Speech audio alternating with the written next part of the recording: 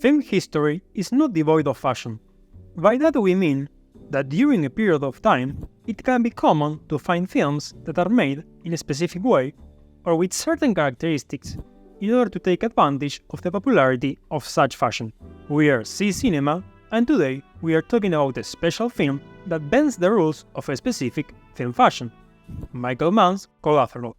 Let's lay the groundwork. A modern example of film fashion is the superhero movies. For the last 15 years, we have seen an abundance of films of such genre with their usual tics and tropes. Moreover, musicals are a classic example of film fashion. During the 40s and 50s, this genre was extremely popular, resulting in lots and lots of similar films produced during that time frame. Right now, we'd like to pay attention to a genre that was a film fashion during the 80s and 90s, the buddy cop movie. By that we mean the story type in which two very different guys, often being cops, team up to solve a case. Great examples and personal favorites of ours are 48 Hours, Lethal Weapon, and Beverly Hills Cop. Okay, the most basic tropes of these movies are as follows. 1. The characters often start the film disliking each other or being forced to work together. 2. As the story unfolds, they start to develop a relationship as each of them learn something from the other. 3. The mystery or police side of the story is always mixed up with comedic situations motivated by the many differences of the characters. Okay, once a certain fashion has been established for many years, there often comes a film that serves as a critical counterpoint, a black sheep if you will. This sort of reverse exponent uses the typical commonplaces of the film fashion in a critical or upside-down kind of way. 2019's Glass is a great example, as this film presents itself as part of the superhero fashion only to do something completely different, by playing around with the audience expectations of what should happen in a superhero movie. Following up with other film fashions we mentioned, 1970's On a Clear Day You Can See Forever is a masterpiece example of how to make an upside-down musical, as it lacks the two most recognizable features of the genre. First, the dancing pieces are almost non-existent. Second, most of the scenes are entirely indoors, without the big and spectacular outdoor moments we will normally see in musicals. Well, 2004 Collateral is a reverse reflection of the buddy cop movie fashion. Both Max and Vincent are forced to work together in a quote-unquote case, as hitman Vincent forces the cab driver Max to be his personal chauffeur while eliminating the targets of his list. This setup takes a spin on the classic theme of the buddy cop movies, as the partners must stick together due to the insistence of one of them and not because of a situation outside their control. Did you notice that we just introduced Vincent as a hitman and Max as a cab driver? Well, in Collateral, all the main characters of the film can be easily identified by their profession and their expertise or devoted attitude towards their craft. Vincent is a top hitman that can battle lots of thugs at the same time. Max is a cab driver that can calculate the trip's timing flawlessly. 2 minutes to get across to 110 to Normandy to Venice, 3 minutes. Over to Union is 1 plus 1 for shit happen. Annie is a committed lawyer who works all night preparing a complicated case. And Ray is a meticulous detective that thoroughly follows every lead. Collateral is not starred by two policemen, but by many different professionals that live parallel lives that will intertwine sooner or later. The abundance of bird's-eye shots of Max's cab all along the highway symbolizes the separate and parallel path each character inhabits, while this shot of the cab entering the highway's intersection is telling us that the different characters and stories will collide at some point. A classic hitman partners up with an ordinary cab driver. A lawyer who seems to be an everyday passenger is in fact the last victim of the hitman. Or a narcotics detective finds himself looking for a mysterious cab driver related to the hitman's assaults. This sort of tragic and destined to be encounter between the characters is masterfully established by a handful of scenes, like when Vincent is just about to take a different cab, Max calls him back, prompting their first encounter.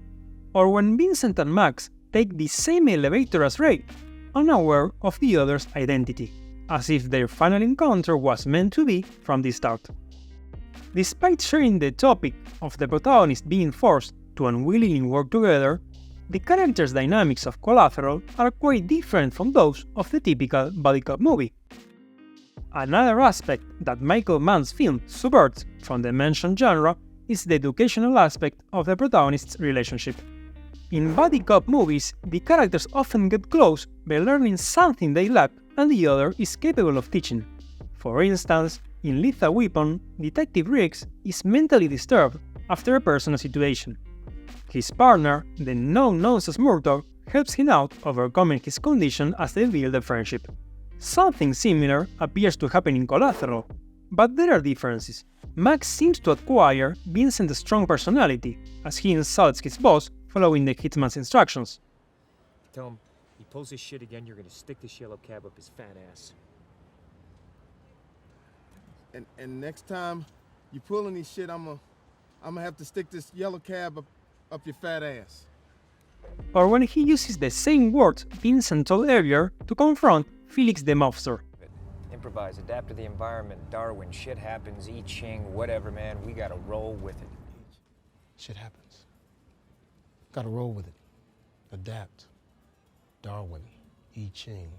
It's important to note that in buddy cop movies, the apprentice uses the acquired knowledge to complete the mission and strengthen his relationship with his partner. However, Max does the total opposite.